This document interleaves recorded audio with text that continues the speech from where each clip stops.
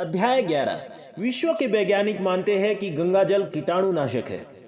भारत में यूं तो अनेक नदियां हैं और सभी पावन हैं, पर गंगा सर्वोच्च है। गंगा नदी संसार की सभी नदियों में से विशिष्ट है। ये तथ्य अब विश्व के वैज्ञानिक भी स्वीकारते हैं।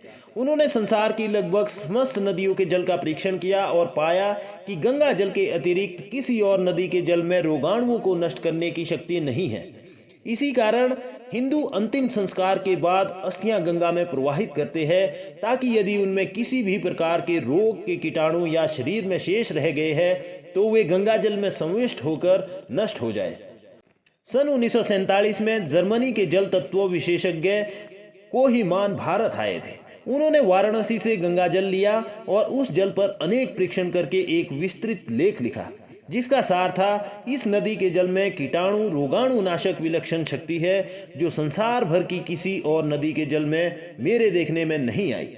इससे पहले सन 1924 में बर्लिन के डॉक्टर जे ओलिवन ने दुनिया की तमाम नदियों के जल का विश्लेषण करने के बाद यही निष्कर्ष निकाला था।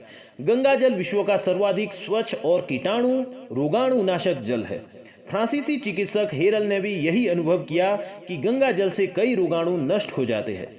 रुड़की विश्वविद्यालय के वैज्ञानिकों का मानना है कि गंगा जल में जीवाणुनाशक और हैजे के कीटाणुनाशक तत्व विद्यमान है।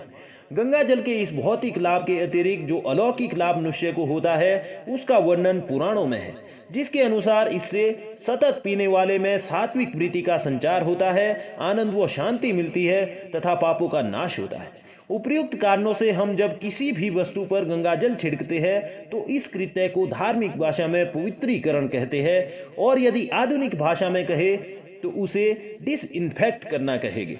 पूजा पाठ या हवन आदि करने से पहले उस स्थान पर गंगाजल छिड़कने का उद्देश्य उस स्थान को पवित्र करना होता है।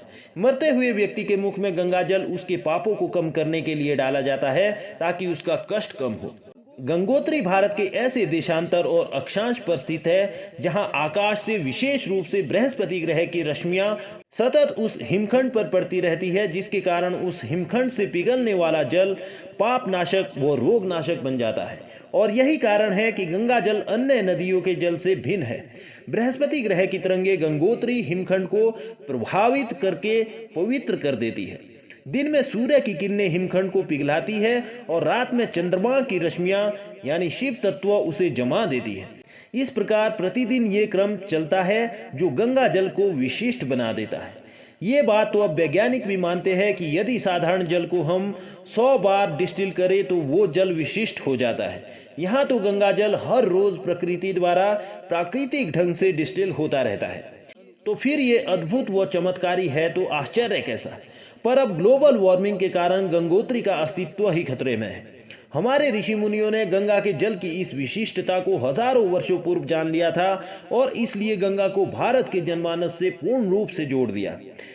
पर इस सत्य से भी मुंह नहीं मोड़ा जा सकता कि गंगा की जो स्थिति आज देखने को हमें मिलती है उससे गंगा जल की पवित्रता पर प्रश्न सूचक चिन्ह गंगा का नहीं हमारा है, जो इसे इतना गंदा रखते हैं।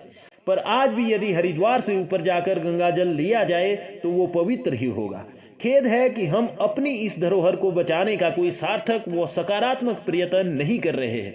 पिछले कई वर्षों से कांवड़िया लाखों की संख्या में गंगोत्री तक जा रहे हैं, इस कारण वहां प्रदूषण फैल रहा है। लेकिन प्रदूषण नियंत्रण की समुचित व्यवस्था नहीं की जाती, जिससे गंगोत्री ग्लेशियर तेजी से पिघल रहा है। आज जरूरत इस बात की है कि गंगा की पवित्रता को बनाए रखा जाए। इस दिशा में सार्थक पहल बहुत जरूरी है।